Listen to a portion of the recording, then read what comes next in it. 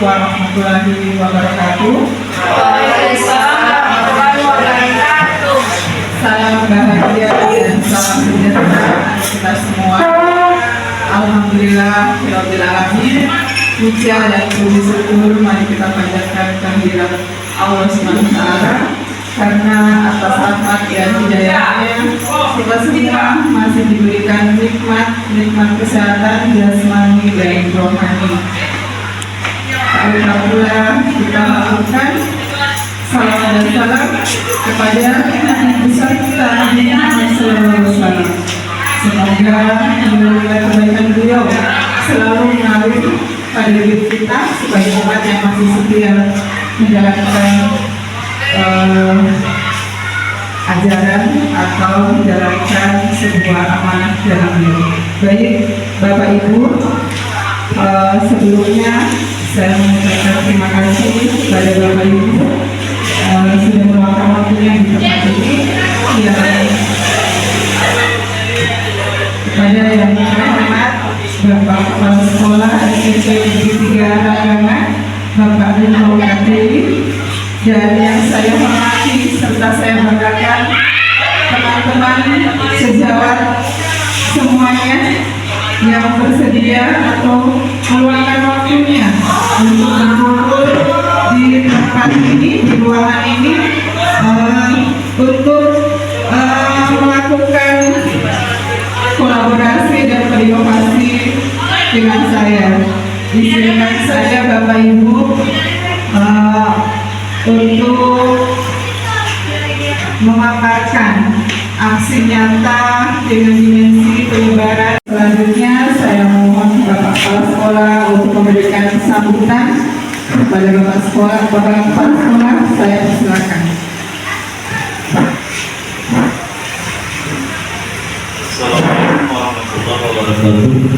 Waalaikumsalam warahmatullahi wabarakatuh. Bapak yang saya hormati, guru pengurus saya hormati seluruh teman-teman sekalian, bersyukur kehadiran dari Allah Subhanahu wa Ta'ala yang alhamdulillah memberikan kita keselamatan kesempatan sehingga kita masih dapat bertemu di kesempatan sekarang kali ini. Bismillahirrahmanirrahim. Penyebaran pemahaman dalam menerapkan budaya positif.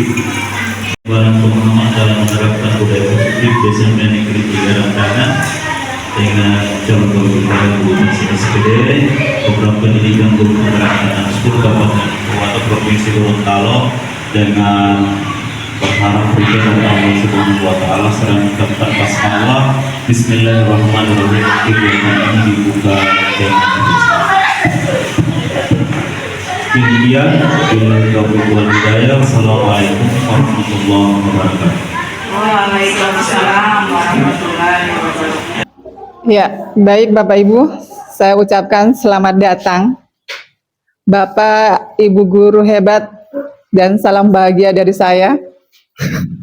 Ya, baik, untuk selanjutnya berdirinya saya di sini bukan berarti saya lebih baik dari Bapak Ibu, kita sama ya Bapak Ibu. Saya di sini hanya menjalankan amanah dari LMS sebagai perlengkapan tugas yang harus dibuat dan harus dipaparkan. Nah, jadi Bapak Ibu, di sini saya berharap kita saling sharing, berkolaborasi, apa yang saya sudah dapat selama beberapa bulan di pendidikan di pendidikan calon guru penggerak. Nah, di sini mari kita berkolaborasi dalam menunjukkan budaya positif di lingkungan sekolah kita, yaitu di SMP Negeri 3 Randangan. Nah, baik, untuk selanjutnya saya mempunyai pertanyaan pemantik buat Bapak Ibu sebelum ke pemaparan saya. Nah, di sini Bapak Ibu, di sini pertanyaan pemantiknya yang pertama, bagaimana menurut Bapak Ibu pemberian hukuman apakah dapat mendisiplinkan murid?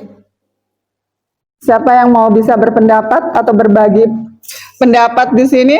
Bagaimana menurut Bapak Ibu, pemberian hukuman apakah dapat mendisiplinkan murid?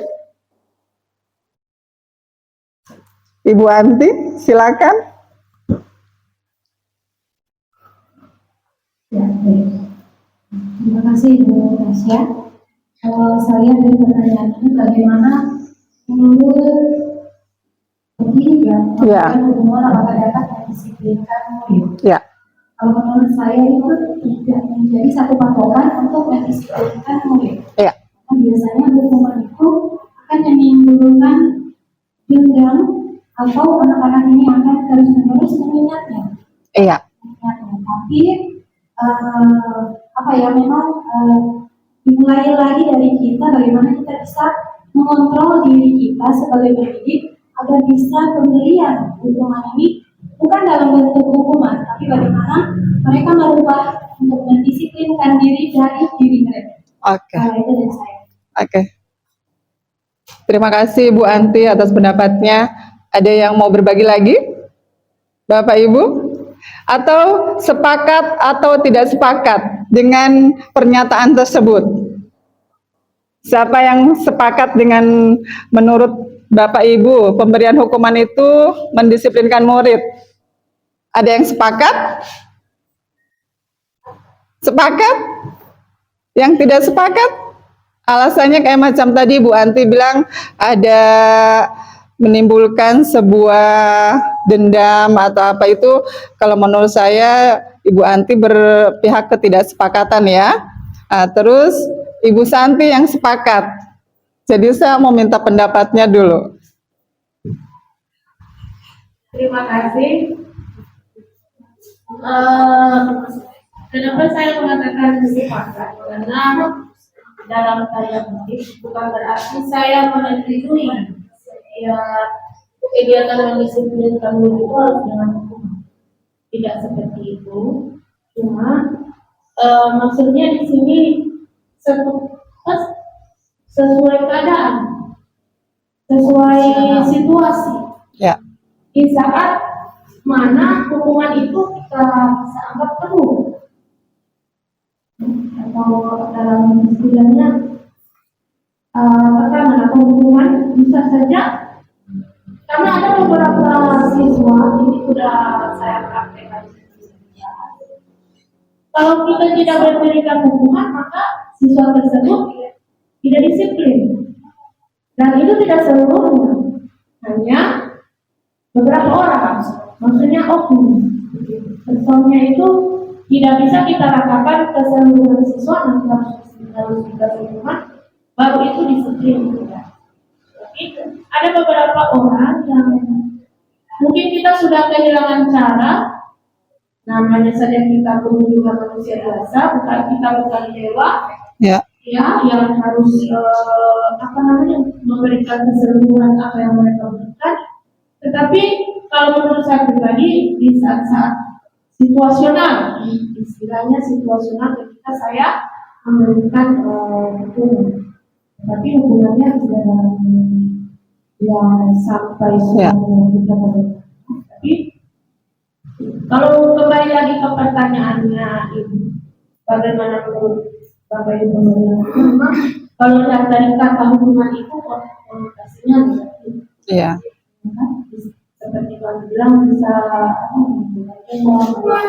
tetapi kembali lagi ke diri saya, ya harus bisa menempatkan di mana hukuman itu bisa saya. Iya. Oke. Mungkin itu dari saya. Oke.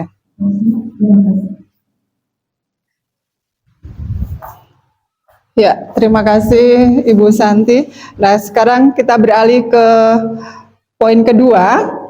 Pemberian hadiah dapat meningkatkan prestasi murid. Pendapat atau tidak Bapak Ibu dalam hal ini? Pemberian hadiah dapat meningkatkan prestasi murid. Sependapat? Ya? Jadi pemberian hadiah ini bukan hanya hadiah dalam bentuk benda, misalkan motivasi, itu juga boleh. Sebuah hadiah itu bukan Ya, rewards itu boleh. Jadi nah, pemberian hadiah dapat meningkatkan prestasi murid. Setuju ya? Sepakat ya? Oke, jadi kita sepakat ya bahwa pemberian hadiah dapat meningkatkan prestasi murid. Nah, yang ketiga, guru harus mampu memberikan solusi kepada murid yang bermasalah. Nah, ini sering terjadi di lingkungan kita di sekolah ya. Jadi kita sepakat ya? Ya, kita sepakat bahwa kita sebagai pendidik harus mampu memberikan solusi kepada murid yang bermasalah. Nah, yang keempat, guru sebagai teman bagi murid. Bisa disepakati sebagai teman? Situasional. Oh ya, oke. Jadi di kondisi tertentu ya? Oke. Yang kelima, apakah itu budaya positif? Nah, jadi sebelum beralih ke budaya positif, mungkin ada yang mau berpendapat. Budaya positif itu apa ya kira-kira?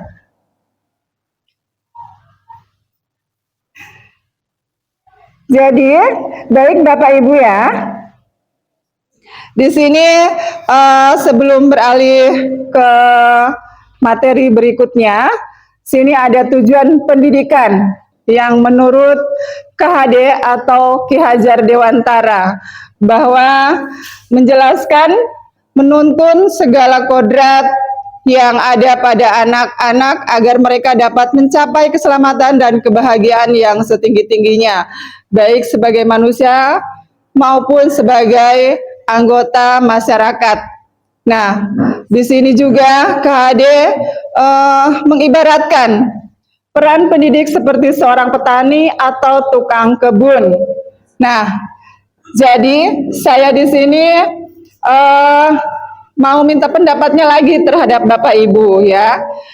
Jadi kita itu seorang pendidik yang diibaratkan sebagai petani dan tukang kebun. Maksudnya apa ya? Siapa yang mau memberikan pendapat? Ya? Ibu Wakasek boleh? Kita diibaratkan sebagai petani dan tukang kebun. Seorang pendidik itu, menurut Ki Hajar Dewantara, pendidikan diibaratkan seperti petani dan tukang kebun. Silakan Ibu Fatra.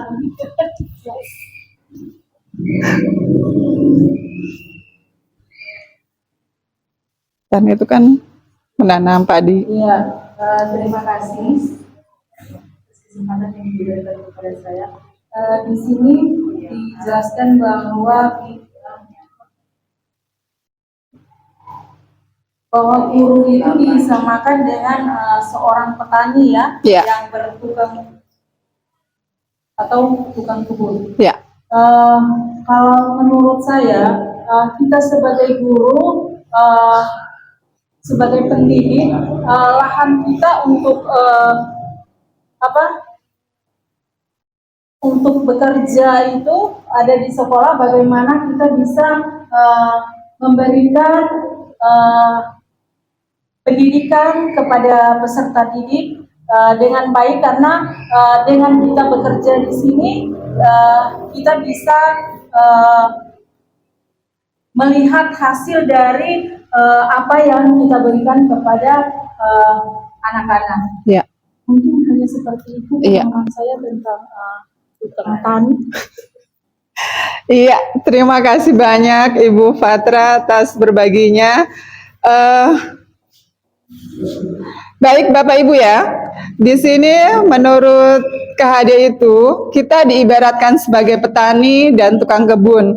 Nah, saya mengambil suatu contoh. Petani itu kan punya lahannya itu dari nol sampai mereka itu tumbuh dan panen ya.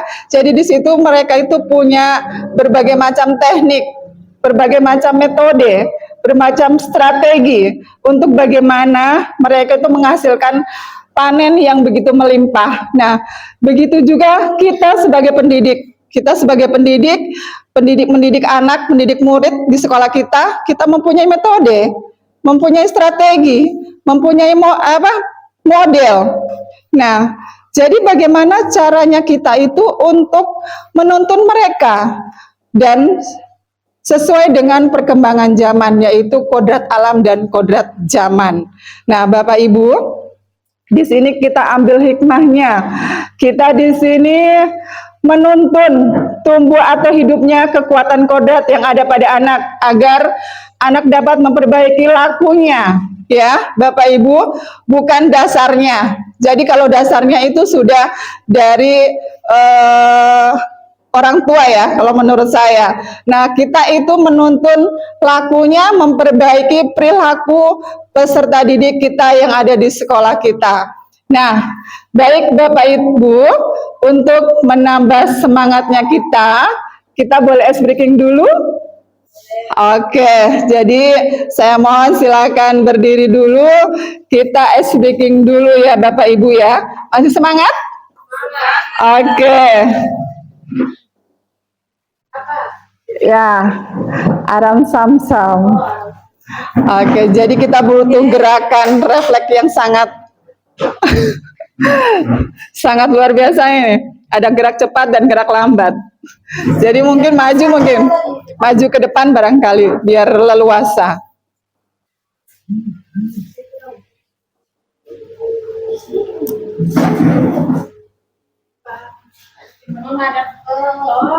Menghadap ke depan. Oke. Ya.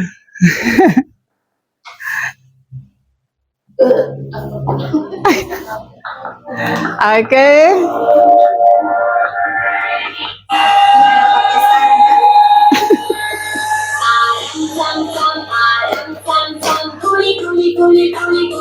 Sam sam aram sam sam aram sam sam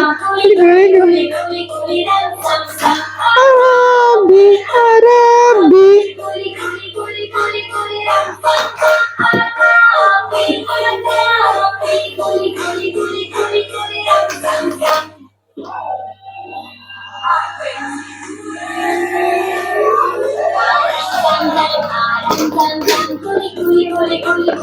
Sam sam aram sam sam.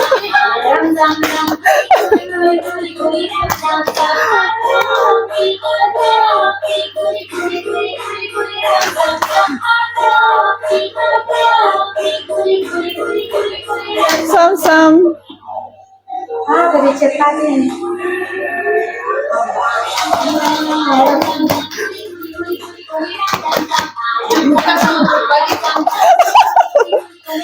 Aku tidak hafal.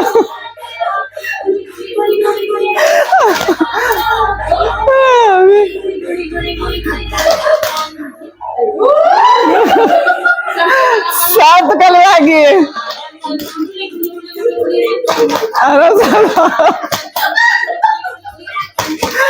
Bi Arabi, sam sam sam.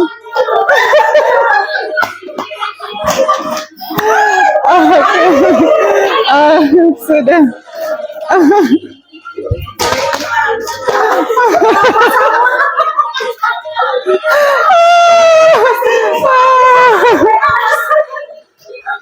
Iya. Sudah. Oke, terima kasih banyak. Ya, terima kasih banyak ibu-ibu hebat. Baik, Bapak Ibu. Di sini saya dalam budaya positif, bagaimana penerapan budaya positif di SMP Negeri 3 Randangan 1 Atap. Nah, ini adalah salah satu kompel kita, Spentira Strong, ya Bapak Ibu. Nah, baik Bapak Ibu, untuk selanjutnya, nah, budaya positif. Budaya positif itu penerapan yang biasa dilakukan di lingkungan kita. Nah, di sini ada definisi budaya positif. Di sekolah adalah nilai dan kebiasaan yang berpihak pada murid agar mereka sudah ada dalam kebiasaan ekstrakurikuler kita sudah terapkan ekstrakurikuler pramuka, ya Bapak Ibu ya, dan di bidang keagamaannya juga sudah ada. Pembiasaan yang paling menonjol adalah pembiasaan membersihkan lingkungan di sekolah kita ya, setiap hari dilaksanakan. Nah, itu suatu nilai yang sangat berharga bagi kita karena murid-murid kita itu sudah paham apa itu pembiasaan. Nah, itu. Jadi selanjutnya ini konsep utama budaya positif yang kita akan bedah secara sama-sama Bapak Ibu ya. Nah, di sini ada konsep utama budaya positif. Yang pertama ada perubahan paradigma belajar, dan yang kedua disiplin positif, yang ketiga kebutuhan dasar manusia, dan yang keempat motivasi perilaku manusia, dan yang kelima posisi kontrol restitusi, keenam keyakinan kelas, ketujuh segitiga restitusi. Nah, jadi ketujuh ini kita sama-sama untuk belajar dan menerapkan di sekolah kita ya Bapak Ibu. Ya, diawali dari perubahan paradigma belajar. Nah, kita sudah menerapkan pembelajaran di sekolah kita ya. Pembelajaran yang berorientasi pada penguatan dan pengembangan karakter sesuai dengan nilai-nilai Pancasila. Pembelajaran paradigma baru memastikan praktek pembelajaran yang berpusat pada murid. Belum lama ini kita sudah menggunakan kurikulum merdeka. Nah, jadi kita sudah menerapkan pembelajaran yang berpusat pada murid. Ya, Bapak Ibu. Nah, pembelajaran paradigma baru ini dilakukan melalui kegiatan di dalam kelas, ya, intrakurikuler dan di luar kelas, core kurikuler dan ekstrakurikuler. Nah, disinilah kita bisa memerankan kita sebagai pendidik untuk mendidik anak-anak kita, ya, dengan melihat atau menyesuaikan minat mereka itu. Nah, di sini penjelasan dari ekstrakurikuler. Pembelajaran intrakurikuler dilakukan secara terdiferensiasi sehingga peserta didik memiliki cukup waktu untuk mendalami konsep dan menguatkan kompetensinya. Dan co-kurikuler, pembelajaran kurikuler berprinsip pembelajaran interdisipliner yang berorientasi pada pengembangan karakter dan kompetensi umum.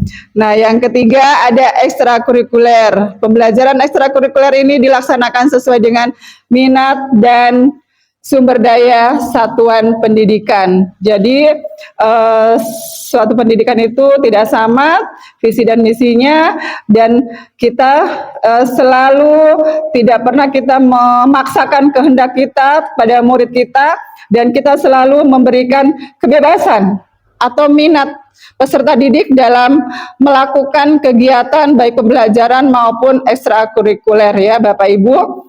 Nah, ini kita punya panduan atau nilai-nilai yang kita akan kembangkan dalam pembelajaran ya Bapak Ibu, yaitu adalah nilai profil pelajar Pancasila. Di sini yang sudah mulai kita terapkan di dalam kelas. Nah, nilai pertama ada beriman dan bertakwa kepada Tuhan Yang Maha Esa dan berakhlak mulia, berkolaborasi, berkebinekaan global, bergotong royong, kreatif, bernalar kritis, dan mandiri. Nah, jadi ada 6 nilai-nilai profil pelajar Pancasila ya Bapak Ibu.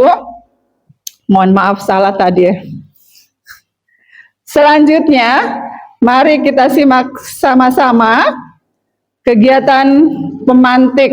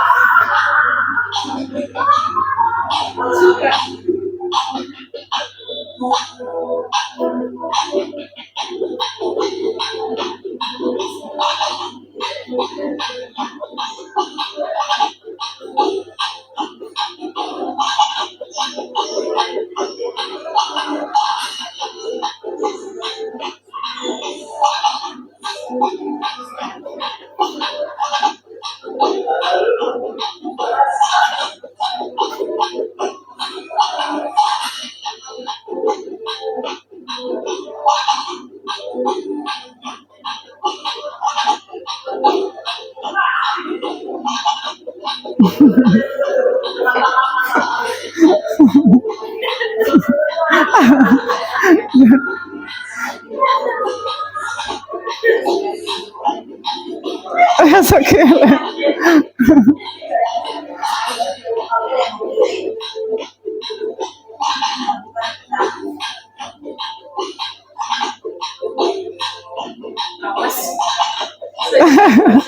Dia suka kasih uang.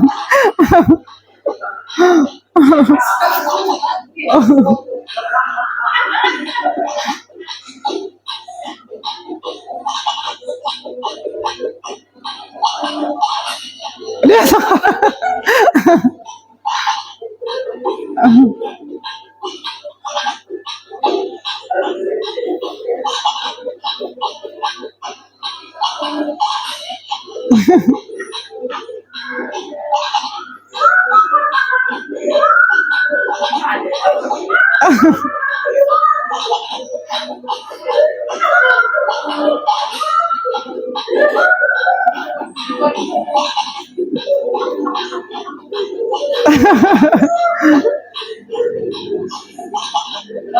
menyerah dia. Iya. Jadi tidak berhasil ini si Bapak ini. Siapa di sini mau berpendapat tentang cobalah buka.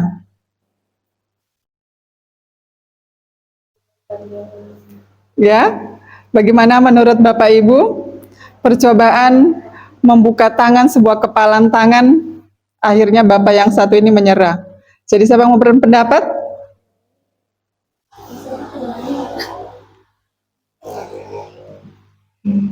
Baik, kalau dilihat dari videonya ini berarti ada dua aktivitas yang terjadi pada video yang pertama. Ya. Ketika diminta buka, tapi dia menggunakan dengan cara yang mungkin menggelitik sehingga bapak yang baju hitam ini dia bisa membukanya karena tadi. Tapi sebenarnya sesungguhnya kalau dia bapak ini sesungguhnya tidak mau membuka, tapi karena ada sesuatu penyebab sehingga dia bisa membuka. Ya. Dan kemudian untuk yang bapak menggunakan kemeja putih ini dia tetap berpegang teguh pada prinsipnya. Meskipun bayar tadi, kemudian diteliti, Iya. tapi dia berpegang teguh karena mungkin dia memiliki prinsip ketika dia membuka ini belum tentu bisa menguntungkan dia dan bisa menguntungkan orang yang membukanya. Itu dia. Jadi segala sesuatu yang akan kita berikan kepada seseorang itu tergantung dari kontrol diri kita dulu. Kita memberikan mungkin ada sesuatu yang bisa berharga atau ada sesuatu yang memang bisa bermanfaat untuk orang lain. Ya. Itu dari saya, siapa ada dari teman-teman lain. Ya. Ya, masih ada yang menambahkan tentang kegiatan ini? Iya. Ya? Ibu Santi silakan.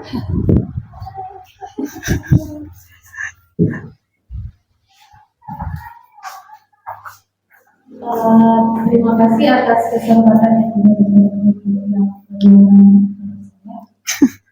Kalau menyimak video di video yang kita buat tadi, kemudian kita sederhanakan atau kita setarakan dengan kita punya diri. Ya. itu ada dua keadaan. Dan itu saya di video ini dua bapak ini, bapak baju biru dan bapak baju putih ini punya kecenderungan untuk mempertahankan dia punya, mempertahankan apa yang miliki. Jadi kembali lagi ke kita, ke guru, ketika kita ada potensi, ada sesuatu yang kita anggap bahwa itu adalah untuk menjaga diri kita atau untuk menjaga jangan sampai kita akan berdampak negatif kepada orang lain, maka kita perlu mempertahankan apa yang kita punya.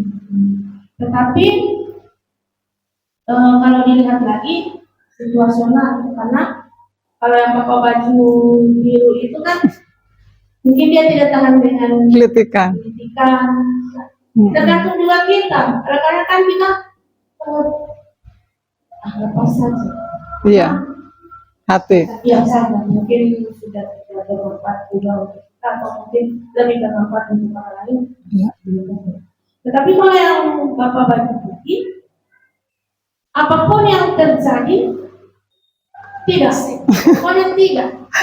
Ya, mungkin karena apa yang dia pegang itu benar, tapi Pinkompri ini kan Sangat berharga. kita punya diri, Iya. kita punya nyawa. Pinkompri ini, makanya dia mati-matian dia tidak mau untuk Dibuka. ditukar dengan apapun. Itu yang saya, jadi kembali lagi ke diri sendiri, kontrol diri sendiri. Ketika sesuatu itu mungkin bermanfaat untuk orang lain, apa salahnya kita lakukan. Tapi ketika sesuatu itu kita anggap hanya untuk diri kita, ya kita harus saja untuk kita. Ya.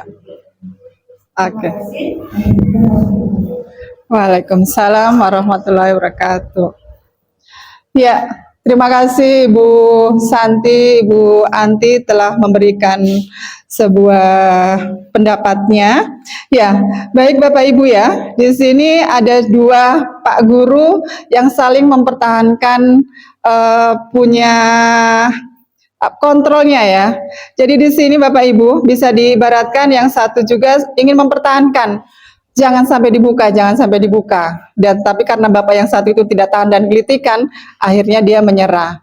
Nah, yang Bapak satu itu dia sekuat mungkin, walaupun dia disogok dan berbagai macam ini yang Bapak yang biru ini, sudah ada uang, sudah ada semua itu dia tetap mempertahankan. Karena dia pikir ini Pinkompri ini sejarahnya itu sangat luar biasa bagi dirinya. Nah, jadi boleh saya simpulkan bahwa dalam kegiatan tadi Bapak Ibu ya, sesungguhnya yang mengepal tangannya adalah yang memegang kendali kontrol untuk membuka dan menutup kepal tangan tersebut, karena yang mengepal tangan membayangkan bahwa yang dikepal adalah benda yang sangat berharga dalam hidupnya. Sehingga ia berupaya melindunginya walaupun dengan ujian ataupun hambatan apapun yang menghadangnya. Jadi sama dengan kita Bapak Ibu ya, sebesar apapun rintangan kita untuk mendidik anak kita, walaupun biasa sudah jauh berhenti saja jadi guru, tapi karena kita mempunyai keyakinan dan mempunyai sebuah tanggung jawab kita sebagai pendidik untuk mencerdaskan anak-anak didik kita. Jadi walaupun banyak orang membicarakan kita sudah berhenti saja atau bagaimana, itu tetap tidak akan kita lakukan, karena itu sudah ada di dalam diri kita ya Bapak Ibu. Nah, tapi kalau menurut saya ya Bapak Ibu, misalkan yang dikepal itu adalah sebuah ilmu yang bisa bermanfaat bagi orang lain. Mungkin kepalan itu saya akan buka untuk bisa berbagi dengan orang lain dan bisa bermanfaat ilmunya untuk orang lain. Jadi itu Bapak Ibu ya. Nah, kita beralih ke kedua, disiplin positif. Apakah itu disiplin positif? Kita sehari-hari mendengar dan selalu mengucapkan kata disiplin. disiplin waktu, disiplin mengerjakan tugas. Selalu kita, oh tidak disiplin, oh kita harus disiplin, oh kita harus merubah disiplin. Nah, di sini mari kita sama-sama untuk belajar disiplin positif. Kata disiplin itu selalu berhubungan dengan tata tertib yang terpajang di dewannya kita ya Bapak Ibu ya. Jadi teratur dan kepatuhan pada peraturan. Kata disiplin juga sering dihubungkan dengan hukuman. Disiplin positif dalam diri seseorang digunakan untuk mengontrol dan menguasai diri untuk memilih tindakan yang mengacu pada nilai-nilai positif yang ada tujuan menciptakan disiplin positif dalam murid adalah agar mereka bisa berperilaku sesuai dengan nilai-nilai kebijakan universal dan memiliki motivasi intrinsik bukan ekstrinsik. Nah, jadi di sini motivasi ini adalah ada yang dari dalam dan ada yang dari luar ya Bapak Ibu ya. Intrinsik itu adalah motivasi kita dari dalam, sedangkan yang ekstrinsik adalah motivasi kita yang dari luar ya Bapak Ibu. Ya. Makna kata disiplin. Nah, kata disiplin, seseorang yang memiliki disiplin diri berarti mereka bisa bertanggung jawab terhadap apa yang dilakukan karena mereka mendasarkan tindakan mereka pada nilai-nilai kebajikan universal. Nah, ini salah satu pernyataan dari Ki Hajar Dewantara sejalan dengan pandangan dari Dian Kelas ya, Bapak Ibu.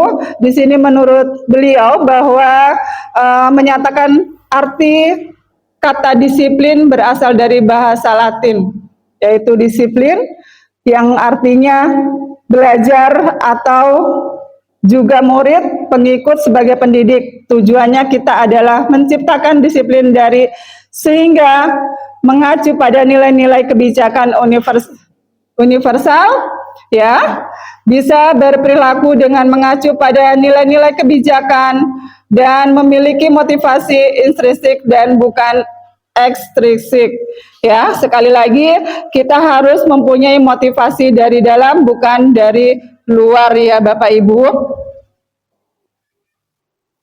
ya.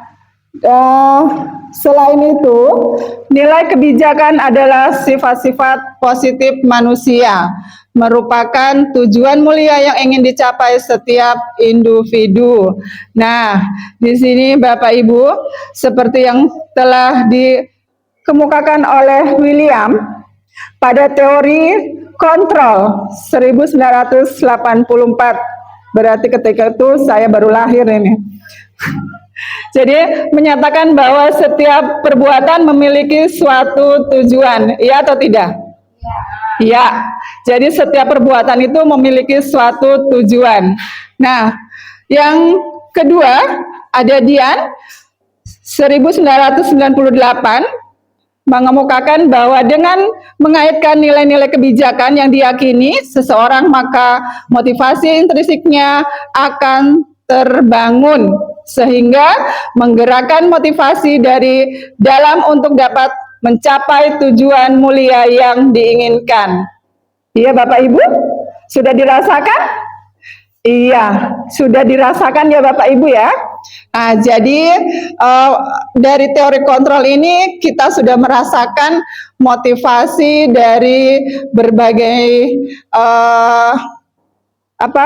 dari berbagai individu atau berbagai dari kelompok. Jadi kita sudah merasakan. Jadi dari individu, dari misalkan dari kepala sekolah mungkin dari ibu wakil kepala sekolah selalu memotivasi, atau dari ibu kurikulum selalu memotivasi kita untuk melaksanakan atau mengerjakan tanggung jawab kita sebagai pendidik.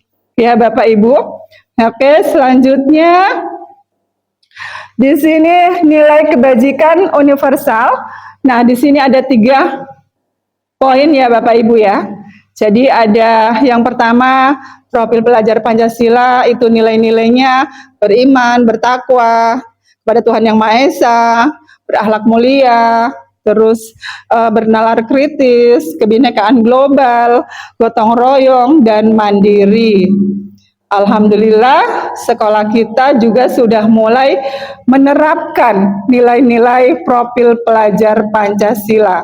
Nah, yang kedua di sini ada nilai toleransi, rasa hormat, integritas, mandiri, menghargai, antusias, empati, keingintahuan, kreativitas, kerjasama, terus percaya diri dan komitmen. Ada dalam diri kita ya Bapak Ibu ya? Iya, oke. Dan yang ketiga, empati, suara hati, kontrol diri, rasa hormat, kebaikan, toleransi, dan keadilan. Nah, itu adalah nilai-nilai kebajikan universal sudah kita kembangkan dan alhamdulillah sudah ada dalam diri kita sebagai pendidik ya Bapak Ibu ya. Oke. Selanjutnya Bapak Ibu di sini yang ketiga adalah kebutuhan dasar manusia. Kita sebagai manusia atau sebagai makhluk sosial mempunyai 5 kebutuhan dasar ya Bapak Ibu. Yang pertama, kebutuhan untuk bertahan hidup.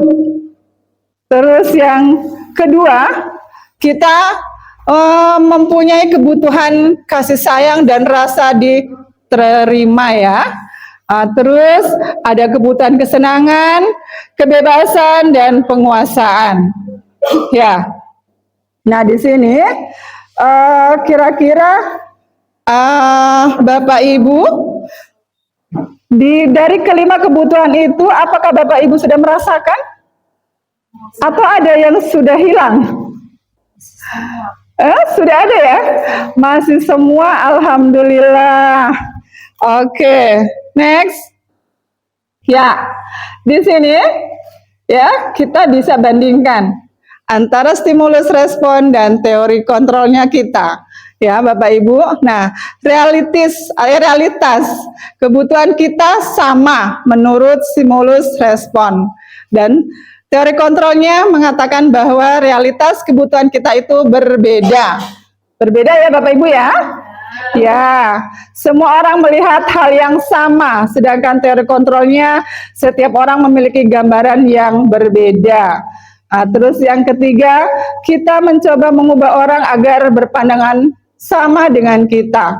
Tapi di dalam teori kontrol kita berusaha memahami pandangan orang lain tentang dunia.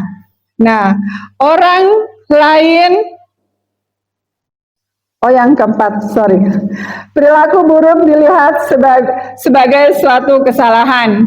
Di teori kontrolnya, semua berperilaku memiliki tujuan. Orang lain bisa mengontrol saya. Hanya Anda yang bisa mengontrol diri Anda. Jadi, misalkan saya di sini, saya dikontrol sama Ibu Santi misalkan. Tapi dikontrol teori kontrolnya bahwa saya itu tidak bisa dikontrol sama Ibu Santi, tapi saya hanya bisa dikontrol pada diri saya sendiri. Itu ya Bapak Ibu. Jadi selanjutnya saya bisa mengontrol orang lain. Tapi ya Anda tidak bisa mengontrol orang lain dalam teori kontrolnya. Jadi selanjutnya adalah pemaksaan ada pada saat bujukan gagal. Jadi di sini kolaborasi dan konsensus menciptakan pilihan-pilihan baru. Dan yang terakhir ada model berpikir menang atau kalah. Model berpikir menang atau kalah di sini. Di sini di teori kontrolnya model berpikir selalu menang. Tidak ada yang kalah ya Bapak Ibu ya. Jadi kita kalau berpikir, kita akan pasti menang. Jadi niatnya adalah kita selalu bertujuan baik dan selalu bertujuan untuk bagaimana cara kita membangun motivasi diri kita dan mengontrol emosi kita, mengontrol segala sesuatu yang ada dalam diri kita. Yang bisa mengendalikan adalah diri kita sendiri, bukan orang lain ya Bapak Ibu. Ya, yang keempat, teori motivasi, hukuman, dan penghargaan restitusi. Baik Bapak Ibu, di sini ada 3 motivasi perilaku manusia. Yang pertama, untuk menghindari ketidaknyamanan atau hukuman. Nah, di sini yang kedua adalah untuk mendapatkan imbalan atau penghargaan dari orang lain. Yang ketiga, untuk menjadi orang yang mereka inginkan dan menghargai diri sendiri dengan nilai-nilai yang mereka percayai. Nah, bagaimana? Apa kita bersependapat dengan motivasi perilaku manusia? Ketiga ini? Secara umum, iya.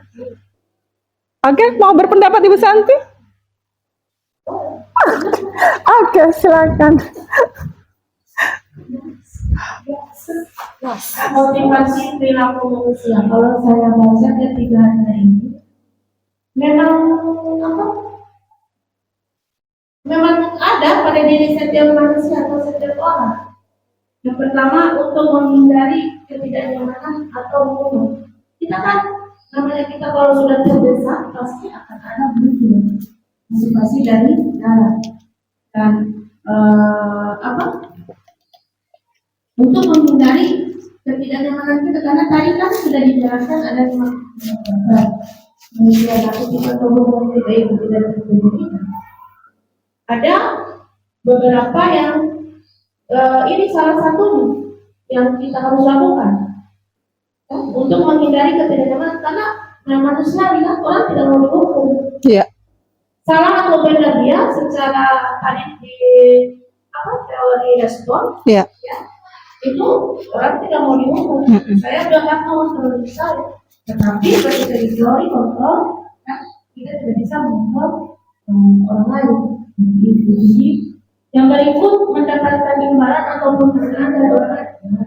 Manusia juga, namanya manusia pasti butuh imbalan, butuh. Ya, sebenarnya kita suka gratis-gratis. Iya kan? Suka dihargai ketika kita membuat sebuah karya atau informasi. Kan orang ketika membuat karya atau apa kan pasti tetap ingin dihargai. Jangankan karya yang positif, karya yang negatif sekalipun tetap ingin dihargai. Sama seperti konten yang lagi dirasa ini, ya, tetap kan ada yang suka dan tidak, tetap kita ingin ketika kita berada di situasi itu tetap kita ingin dihargai. Yang berikut, mencari orang yang mereka inginkan. Untuk mencari orang yang mereka inginkan sendiri dengan yang saya ini juga, karena manusia itu kan beda-beda, dia punya karakter, sifat, ya, lingkungan. Jadi ya tergantung dirinya karakternya seperti apa. Kebajikan universal yang ada pada dirinya itu yang mana yang mau dicocokkan, tergantung diri. Karena itu yang bisa dia kontrol. Tetapi kembali lagi ke kita, yang melihat itu kan orang lain. Iya. Yang melihat kita baik, benar, tidak baik, tidak benar itu kan orang lain. Jadi motivasi perilaku manusia seperti yang dijelaskan itu kan ada semuanya ada dalam diri manusia. Jadi itu dari saya. Iya.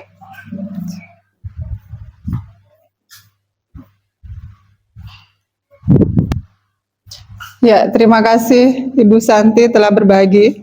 Nah, jadi ini motivasi 3 ini tergantung kalau menurut saya ya. Jadi disesuaikan dengan situasinya juga. Jadi untuk selanjutnya, hukuman, konsekuensi, dan restitusi. Apa itu hukuman? Jadi hukuman bersifat tidak terencana atau tiba-tiba. Anak atau murid tidak tahu apa yang akan terjadi dan tidak dilibatkan. Hukuman bersifat satu arah dari pihak guru yang memberikan. dan murid hanya menerima suatu hukuman tanpa melalui suatu kesepakatan atau pengarahan dari pihak guru, baik sebelum atau sesudahnya. Hukuman yang diberikan bisa berupa fisik maupun fisikis. Murid atau anak disakiti oleh suatu perbuatan atau kata-kata. Nah, di sini hukuman itu saya kayaknya sangat menyeramkan ya. Ya, jadi dalam kasus ini hukuman itu sangat-sangat membuat anak itu sangat saya takut. Saya takut kena hukuman karena saya nanti akan dihukum, saya akan dimarahi, saya akan dipukul. Nah, pada dasarnya sebuah hukuman itu bukan hanya sebuah hukuman fisik atau fisikis saja. Namun dari kata-kata ini adalah sangat menyakitkan buat peserta didik kita ya Bapak Ibu ya. Nah, dari gambar saja ya Ibu, Bapak Ibu, sudah bisa kita lihat dari gambar bahwa ini si Bapak ini marah-marah. Jadi seperti itu adalah pengertian hukuman dan konsekuensinya. Jadi si anak ini di sini ada yang menangis dan ada yang bersedih. Itu. Nah, di sini hukuman konsekuensi. Apa itu konsekuensi? Ya. Nah, jadi konsekuensi itu adalah biasanya sudah terencana atau sudah disepakati, sudah dibahas dan disetujui oleh murid dan guru. Umumnya bentuk-bentuk konsekuensinya dibuat oleh pihak guru atau sekolah. Dan murid sudah mengetahui sebelumnya konsekuensinya yang akan diterima bila ada pelanggaran. Nah, kalau kita ambil kata-kata ini yang di sini adalah ini sudah diterapkan di sekolah kita ya Bapak Ibu ya, termasuk di tata tertib ya Bapak Ibu ya. Itu masuk di tata tertib di sekolah kita. Nah, tapi di sini ada setelah diukur ya, misalkan ada 3 kalimat tugasnya tidak diselesaikan. Di sini ada contohnya bahwa murid itu melakukan kegiatan di luar kegiatan pembelajaran, misalnya mengobrol, maka murid tersebut akan kehilangan waktu bermain dan harus menyelesaikan tugas karena ketinggalannya ya. Peraturan dan konsekuensinya yang mengikuti ini sudah diketahui sebelumnya oleh murid. Sikap guru di sini senantiasa memonitoring terhadap murid. Jadi kita sama-sama belajar untuk membenahi diri kita sendiri, diri kita masing-masing. Jadi kita di sini adalah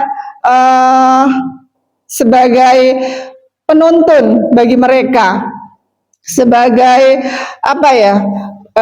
kita di sini menuntun mereka untuk mendapatkan kebahagiaannya mereka, bagaimana caranya mereka itu meraih cita-citanya mereka. Jadi di sini kita belajar untuk mengontrol diri kita, ya Bapak Ibu. Nah, di sini mari kita hukuman atau konsekuensi. Lari mengelilingi lapangan basket 2 kali, itu hukuman ya Bapak Ibu ya. Memberikan coretan yang dibuatnya di meja, membersihkan, itu adalah konsekuensi. Karena sudah melakukan, jadi anak tersebut harus membersihkan. Ya Bapak Ibu, murid diminta untuk push up 15 kali karena terlambat, hukuman. Menggantikan kertas tugas temannya yang sudah dicoret-coret, itu konsekuensi. Nah, dari keempat karakter ini atau pendapat ini, saya sudah pernah melakukan hal itu karena saya belum tahu teori kontrol. Saya masih melakukan seperti itu belum memahami hukuman itu seperti apa bagi murid. Ternyata hukuman bagi murid itu ternyata sangat berpengaruh negatif, berpengaruh negatif ya Bapak Ibu. Baik. Nah, yang kelima adalah restitusi posisi kontrol guru. Nah, di sini yang pertama adalah penghukum, yang kedua pembuat orang merasa bersalah, yang ketiga ada teman, yang keempat ada pemantau, dan yang kelima ada manajer. Nah, saya di sini punya stick note untuk Bapak Ibu. Silakan menulis posisi apa kira-kira selama ini Bapak Ibu terapkan dalam diri Bapak Ibu masing-masing.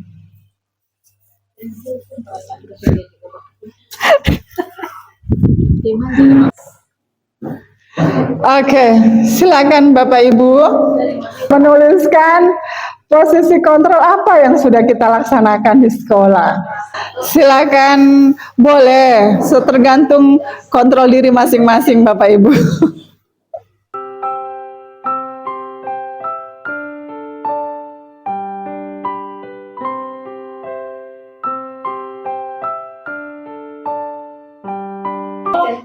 Ya, ditempel ya ibu-ibu ya. Tidak tulis nama.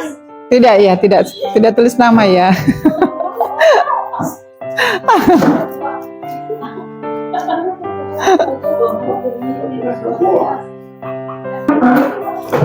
Ya, terima kasih ibu-ibu.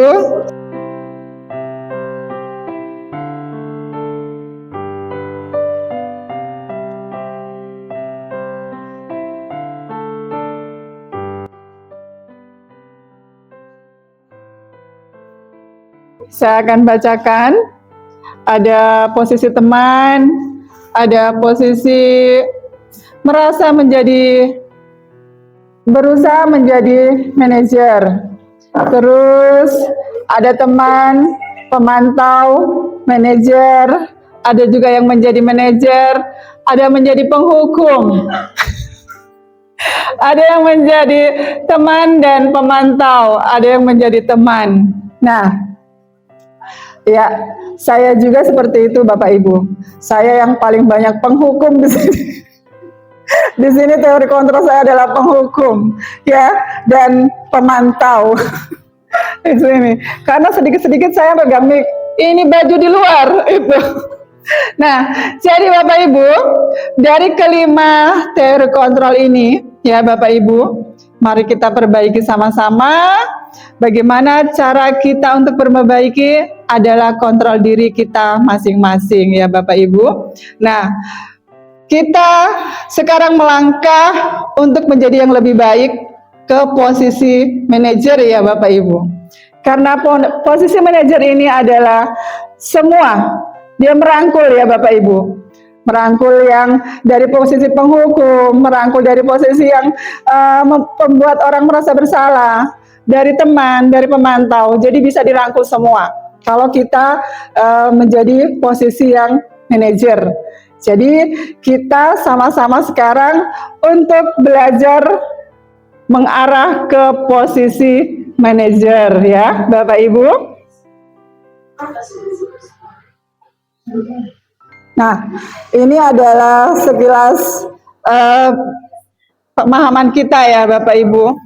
Jadi di sini kita bisa mengetahui mana yang penghukum, pembuat orang merasa bersalah, teman dan pemantau serta manajer di situ.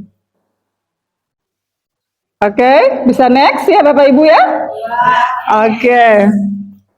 Jadi sekarang kita menyimak tentang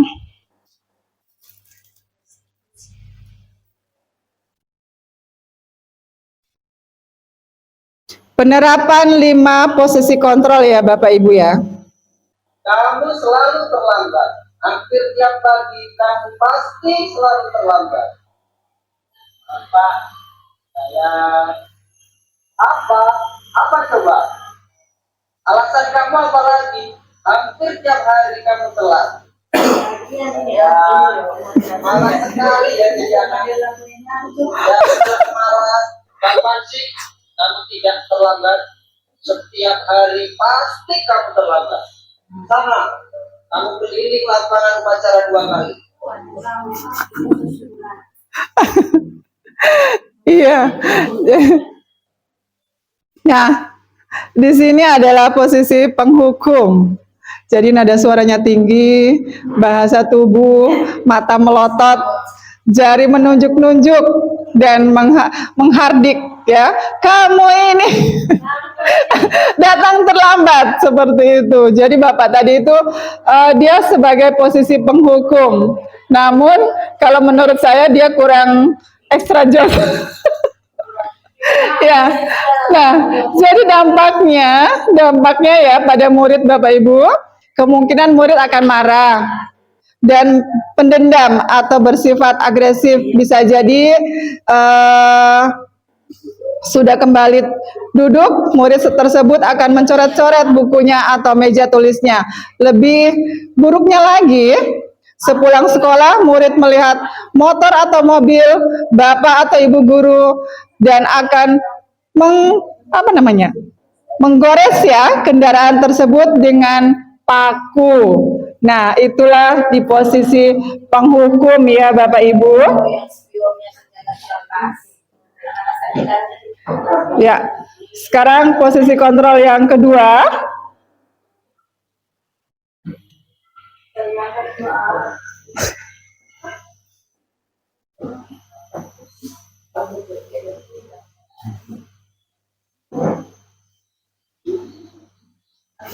Jawab.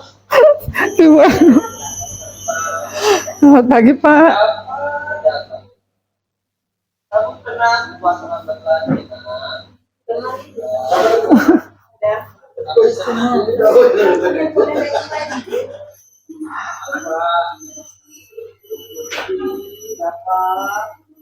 Aku suka ya kalau bapak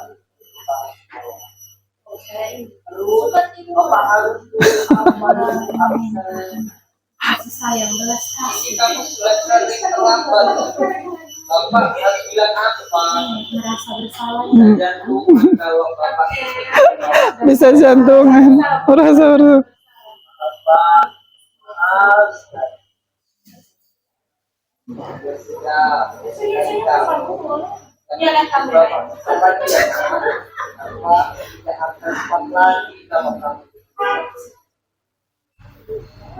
Ya. Oke. Jadi yang kedua adalah posisi membuat merasa bersalah ya. Di posisi ini biasanya guru akan berusaha lebih lembut. Pembuat merasa bersalah akan menggunakan keheningan yang membuat orang lain merasa tidak nyaman, bersalah atau rendah diri. Dampaknya murid akan merasa bersalah. Bersalah telah mengecewakan ibu atau gurunya. Murid akan merasa menjadi orang yang gagal dan tidak sanggup membahagiakan orang lain. Terus kadangkala sikap seperti ini lebih berbahaya dari sikap penghukum. Karena emosi akan tertanam rapat di dalam.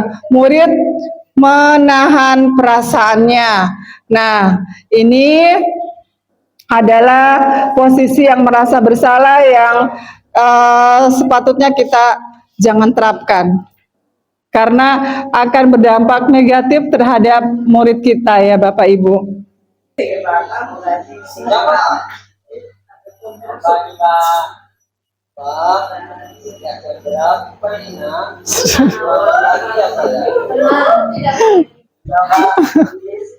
saya terlambat sebabkan saya mah kamu telah menjalankan kamu bukannya anak yang larinya paling kencang ya kok terlambat sih ya Pak saya memang terlambat banget tadi biarpun saya larinya kencang tetap gak kejar Pak ya sudah sana nanti lain kali larinya lebih kencang lagi ya biar nggak terlambat lagi itu bapak loh bapak bisa kan bisa Pak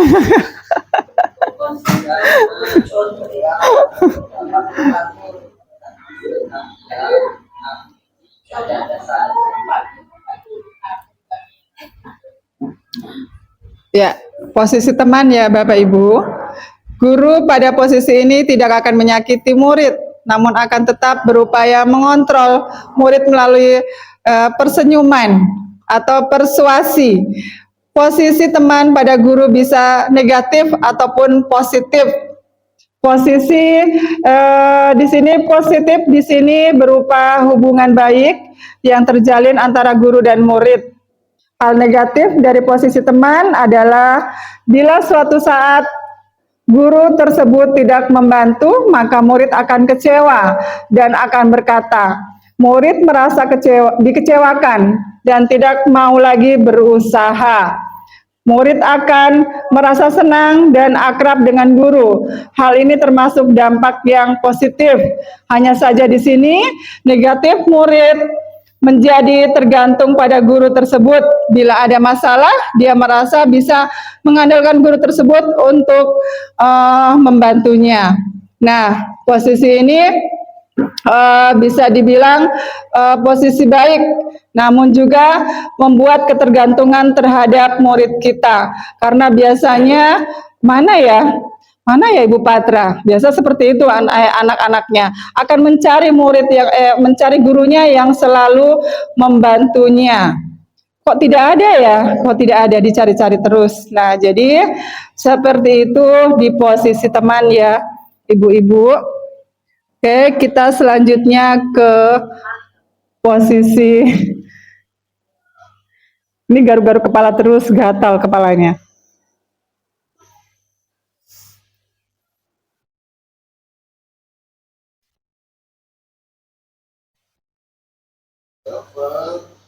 siapa? Siapa? Apa peraturan sekolah kita tentang jam berapa kita harus masuk sekolah? Kita harus di sekolah jam 7, Pak. Ya betul. Sekarang sudah jam 7 lewat 20. Siapa sudah tahu konsekuensinya kan? Kita terlambat lagi. Jadi nanti kamu jam 9.30 pas istirahat, kamu harus tinggal di kelas. Kerjakan tugas-tugas tambahan untuk ketertinggalan kamu ya. Baik, Pak.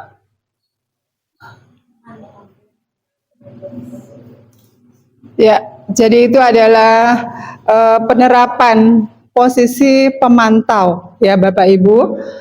Jadi memantau berarti mengawasi. Pada saat kita mengawasi, kita bertanggung jawab atas perilaku orang yang kita awasi. Posisi pemantau berdasarkan pada peraturan-peraturan dan konsekuensi. Murid memahami konsekuensi yang harus dijalankan karena telah melanggar salah satu peraturan sekolah. Guru tidak menunjukkan suatu emosi yang berlebihan menjadi marah atau membuat merasa berbuat salah. Jadi, oke.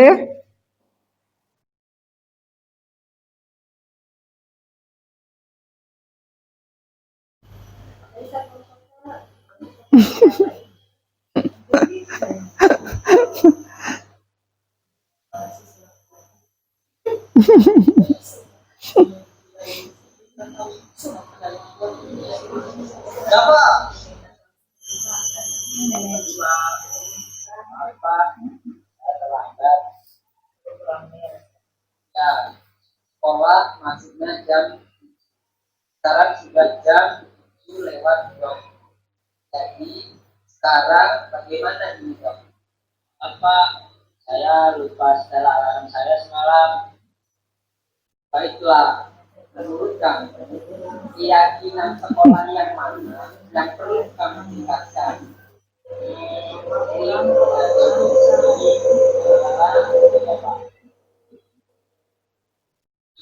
Jadi apakah dapat yang ini prinsip saling menghormati? Ya Pak, saya meyakininya. Bagaimana kamu akan memperbaiki masalah keterlambatan? Saya akan coba tidak terlalu saya, Pak. Baik, kalau dapat lupa menyetel alarm di rumah, ada orang yang kira-kira bisa membantu mengingatkan tidak? Ada Pak, saya. Kakak Budi. Ada lagi selain Kak Budi. Selain Kak Budi, ada ibu saya. Nah, baik, jadi yang mengingatkan Bapak adalah Kak Budi dan ibu kamu ya. Kira-kira kapan kamu akan memulainya? Setelah sekolah akan segera lakukan. Baik, jadi Bapak akan setel alarm untuk bangun besok pagi. Dan akan diingatkan Lemas sekali. kakak dan ibunda. Siapa ya? Ada lagi yang mungkin perlu dilakukan Bapak agar tidak terlambat bangun pagi. Tidak ada Pak. Baik Bapak, terima kasih untuk kerjasama kamu. Sekarang kamu kembali ke kelas. Baik Pak, terima kasih. Ya, posisi manajer. Posisi manajer atau posisi yang terakhir ini adalah posisi di mana guru berbuat sesuatu bersama dengan murid. Mempersilahkan murid mempertanggungjawabkan perilakunya, mendukung murid agar dapat menemukan solusi serta permasalahannya sendiri. Di sini fokus ada pada murid, bukan untuk membagaimanakan guru atau orang tua. Murid sudah mengetahui adanya suatu masalah dan sesuatu perlu terjadi. Guru akan mengembalikan tanggung jawab pada murid untuk mencari jalan keluar permasalahannya tertentu dengan bimbingan guru. Nah, insya Allah kita akan melaksanakan atau menjalankan posisi manajer melangkah sedikit-sedikit untuk mencapai posisi manajer. Oke, yang keenam Bapak Ibu, ada keyakinan kelas. Jadi keyakinan kelas ini adalah sebuah keyakinan nilai-nilai kebijakan atau prinsip-prinsip universal, lepas dari perbedaan agama, suku, negara, dan bahasa. Jadi menurut Claassen, tahun 1998, suatu keyakinan adalah akan lebih memotivasi seseorang dari dalam intrinsik, seseorang akan lebih bersemangat untuk menjalankan keyakinan daripada hanya sekedar mengikuti peraturan. Nah, jadi kembali lagi ke motivasi dari dalam di sini Bapak Ibu ya. Oke. Nah, di sini adalah sebuah mengapa keyakinan kelas, terus mengapa tidak peraturan kelas saja. Nah, memaknakan pada keyakinan seseorang akan lebih memotivasi seseorang dari dalam. Seseorang akan lebih tergerak dan bersemangat untuk menjalankan keyakinan daripada hanya sekedar mengikuti serangkaian peraturan tertulis tanpa makna. Murid-murid pun demikian. Mereka perlu mendengarkan dan memahami arti sesungguhnya tentang peraturan-peraturan yang diberikan. Apa nilai-nilai kebijakan di balik peraturan tersebut? Apa tujuan utama dan menjadi tidak tertarik atau takut sehingga hanya sekedar mengikuti serangkaian peraturan-peraturan yang mengatur mereka tanpa memahami tujuan yang mulianya. Nah, di sini Bapak Ibu, kita biasanya sudah melakukan keyakinan atau peraturan kelas itu ketika kita melaksanakan tanggung jawab kita sebagai pendidik, yaitu pada proses pembelajaran di kelas ya Bapak Ibu. Kita biasanya melakukan hal tersebut. Nah, di sini salah satunya keyakinan kelas adalah selalu bersikap positif, senantiasa menjadi diri yang terbaik, percaya dan menghormati orang lain serta barang miliknya, berkomitmen terhadap setiap tugas, senantiasa membantu sesama teman, bekerja sama mengerjakan lingkungan kelas di sini ya. Maksudnya mengerjakan kelas atau membersihkan kelas di sini maksudnya Bapak Ibu. Nah, di sini salah satu contoh atau yang sudah saya buat dengan anak-anak dengan jadi keyakinan kelas atau membuat kelas impian bagi mereka. Nah, hukuman dan konsekuensi restitusi. Apa itu restitusi? Restitusi adalah proses menciptakan kondisi bagi murid untuk memperbaiki kesalahan mereka, sehingga mereka bisa kembali kepada kelompok mereka dengan karakter yang kuat ya Bapak Ibu ya. Jadi restitusi juga merupakan proses kolaboratif yang mengajarkan murid untuk mencari solusi atau masalah mereka dan membantu murid berpikir tentang orang seperti apa yang mereka inginkan dan bagaimana mereka harus memperlakukan orang tersebut atau orang lain. Nah, di sini kita masuk ke konsep utama budaya positif yang ketujuh, yaitu adalah segitiga restitusi ya Bapak Ibu ya. Segitiga restitusi adalah suatu proses dialog yang dijalankan oleh guru atau orang tua agar dapat menghasilkan murid yang mandiri dan bertanggung jawab saat guru pada posisi manajer. Aspek yang dikembangkan pada murid adalah motivasi intrinsik, sehingga penanaman nilai-nilai kebaikan dapat tumbuh dan berkembang menjadi suatu kebiasaan positif yang akhirnya membentuk karakter murid. Proses dialog ini terdiri dari 3 langkah yang digambarkan pada segitiga restitusi ya. Bapak Ibu, ini adalah segitiga restitusi. Di sini ada yang namanya validasi tindakan yang salah ya Bapak Ibu, terus menstabilkan identitas. Ada juga menjalankan keyakinan ya. Nah, jadi Bapak Ibu, kita sebagai pendidik kita harus bisa memposisikan kita di sini. Jadi kamu tentu semua orang punya sebuah permasalahan dan murid-murid juga selalu pernah melakukan kesalahan. Namun bagaimana cara kita untuk mengontrol diri kita dan untuk menyelesaikan permasalahan tersebut dengan menggunakan segitiga restitusi ya Bapak Ibu. Ya, di sini ada prosesnya.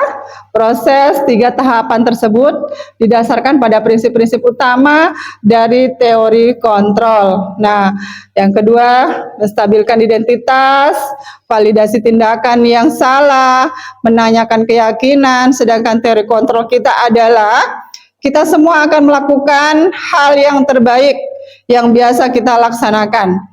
Semua perilaku memiliki alasan. Kita semua memiliki motivasi internal. Ya, Bapak Ibu? Oke, kita ice breaking dulu barangkali atau lanjut ya? Oke, lanjut aja katanya. Oke, jadi ini salah satu penerapan segitiga restitusi yang sudah saya buat dengan adik-adik. Kebetulan pada saat itu si Arif kelas 7 itu membuat sebuah kesalahan dengan melakukan mencontek terhadap temannya ketika kelas 7 melakukan ulangan harian PKN. Ya, Bapak Ibu, mohon maaf saya tidak putar. Oke. Jadi kita beranjak ke penutup ya Bapak Ibu.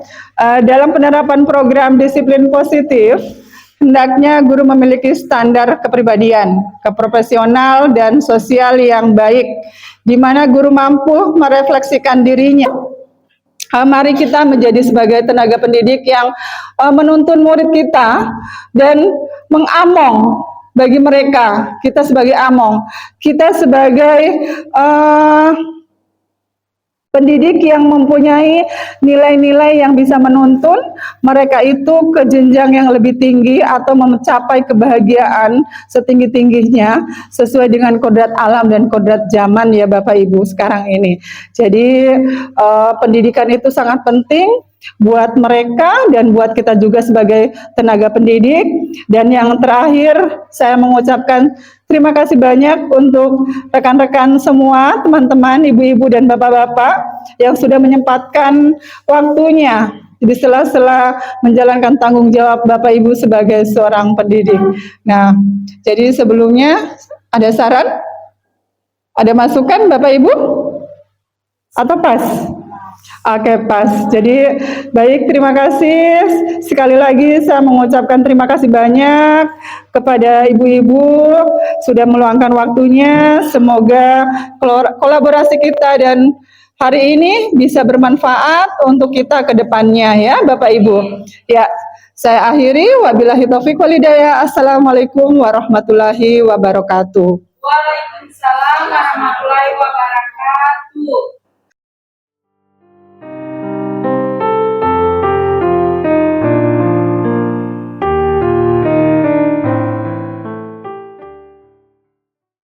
Satu.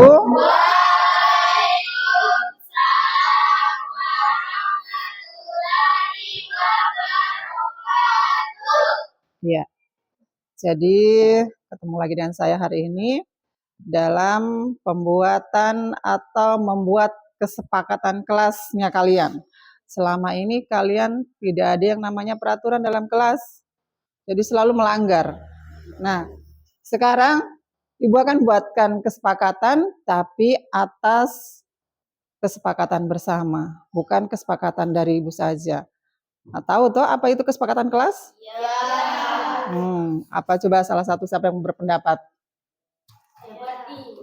Oke, Ramadil dulu. Dilarang berisik di kelas. Apa Nazwa? Datang tepat waktu. Siapa lagi? Entan apa? Dilarang makan dan minum saat jam pelajaran. Oke, dilarang makan dan minum saat jam pembelajaran. Ada lagi? Putri? Iya, dilarang keluar kelas di saat kita dalam belajar. Oke, jadi Ibu punya stick note ya.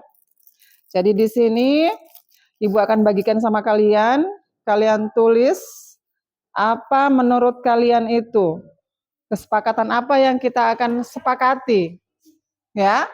Jadi tulis di situ dan nanti tempel di depan. Tawara tulis? Oke.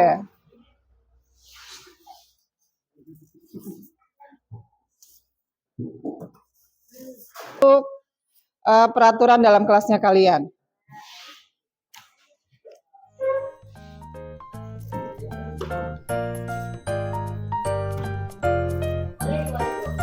Boleh, lemnya di belakang.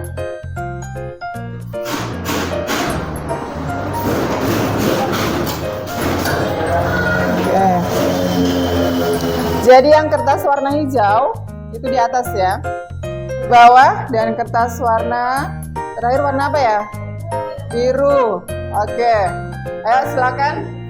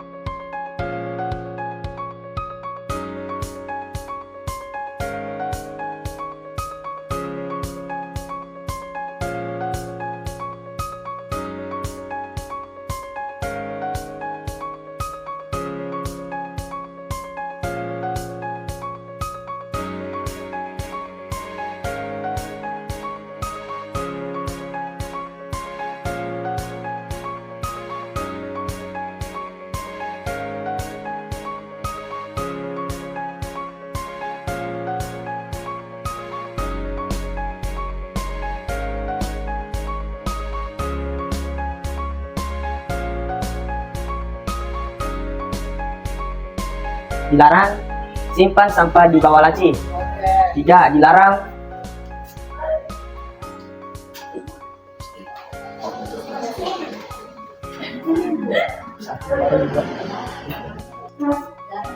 Ini pendapatnya dari Ahmad Ramadil. Nah, ini yang selanjutnya Basto. jalan rapi atau baju tidak boleh di luar. Oke. Tidak boleh berisik dalam kelas. Ya. Tidak boleh menghamburkan kelas. Oke. Yaitu saya sendiri. Yang ini ada atas nama Putri Darmawati Pulopi. Apa isinya? 1. Tidak boleh berisik di dalam kelas jika ada guru. Terus? Dilarang keluar jika jam pelajaran kecuali minta izin. Oke, bagus. Selanjutnya ada nindi. Ya. Dilarang buang sampah di dalam laci. Ya. Dilarang bawa buku mapel ke rumah. Oke, sekarang yang nomor hijau ya. Di sini ada pendapatnya Najwa. Jalankan pikiran sesuai dengan jadwal yang ditentukan dan selalu menjaga kebersihan lingkungan kelas. Dan yang kedua ada siapa ini? Arfa. Dilarang keluar masuk kalau sedang belajar. Membuang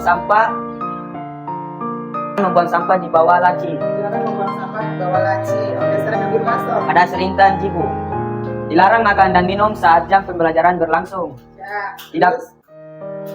Tidak menaruh sampah di laci. Selanjutnya ada Fitri Anwar. Dilarang membuang sampah di dalam kelas. Terus Selanjutnya ada Irin Ariska Sapitri. Menjaga kebersihan kelas dan juga rapi di kelas kami. Selanjutnya ada disiplin dalam perkataan. dalam perkataan. Baik, Jadi selanjutnya kayaknya yang disiplin dalam perkataan hampir mirip dengan etika. apa? Ya, oke. Terus ini Tidak ada kemeja di luar tidak ada kemeja. atau pakaian harus rapi. Oke. Dan selanjutnya ada Agil Putra Welasa.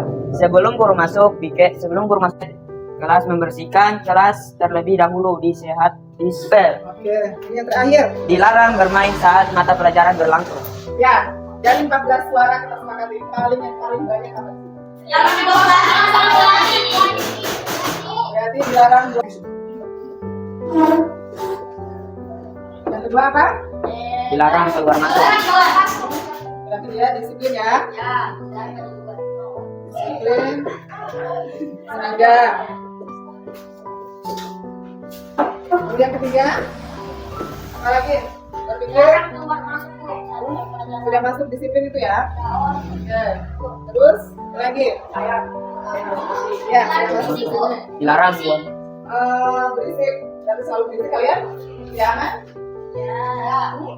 Oke, berarti apa ya bahasanya ya? Kalau berisik itu ketertiban ya? Ketertiban. Tertib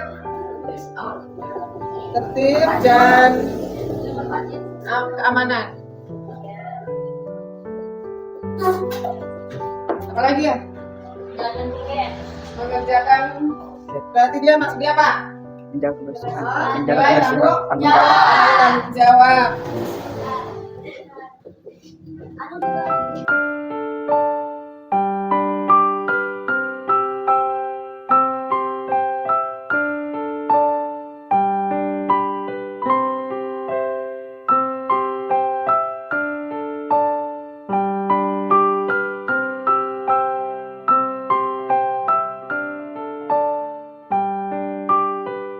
Assalamualaikum warahmatullahi wabarakatuh.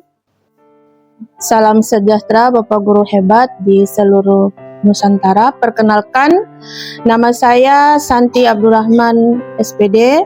Saya adalah guru di SMP Negeri 3 Randangan 1 Atap, Kecamatan Randangan, Kabupaten Pohuwato, Provinsi Gorontalo. Pada kesempatan kali ini saya ingin merefleksi diseminasi budaya positif yang telah disampaikan oleh rekan saya, Ibu Tasya SPD, merupakan seorang calon guru penggerak Angkatan 10 Kabupaten Pohuwato, Provinsi Gorontalo, di mana pada pagi hari tadi kami sudah mendapatkan materi diseminasi tentang budaya positif. Secara keseluruhan apa yang disampaikan oleh Ibu Tasya sudah sangat baik, dan dari apa yang disampaikan saya sudah bisa memahami bahwa sejatinya budaya positif itu harus terus ditumbuhkan di sekolah agar nanti murid-murid yang berada di lingkungan sekolah kami itu akan memiliki motivasi intrinsik untuk perilaku positif selama mereka berada di lingkungan sekolah. Demikian refleksi saya dan pesan saya kepada Ibu Tasya, calon guru penggerak Angkatan 10 Kabupaten Pohuwato untuk terus maju dan berkarya dalam memajukan pendidikan di Sekolah SMP Negeri 3 Randangan. Terima kasih. Billahi taufik wal hidayah. Wassalamualaikum warahmatullahi wabarakatuh.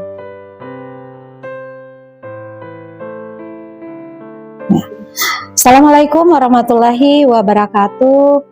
Perkenalkan, saya Jayanti Mustafa, guru dari SMP Negeri 3 Randangan 1 Atap. Pada kesempatan kali ini saya sangat mengapresiasi terhadap rekan saya, yaitu Ibu Tasya SPD selaku calon guru penggerak Angkatan 10 di Kabupaten Pohuwato.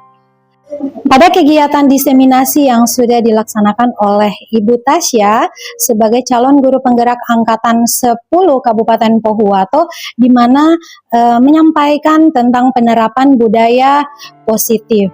Ini sangat baik sekali ketika kita melaksanakan di lingkungan sekolah kita, yaitu mampu menanamkan nilai-nilai motivasi terhadap murid. Dan begitupun perasaan saya ketika saya mengikuti diseminasi ini, saya lebih termotivasi untuk melakukan perubahan lebih baik ke depan. Saya ucapkan terima kasih untuk Ibu Tasya sudah begitu baik menerapkan disiplin positif yang ada di lingkungan SMP Negeri 3 Randangan 1 Atap. Terus berkarya, terus semangat dalam mencerdaskan anak bangsa. Terima kasih. Assalamualaikum warahmatullahi wabarakatuh.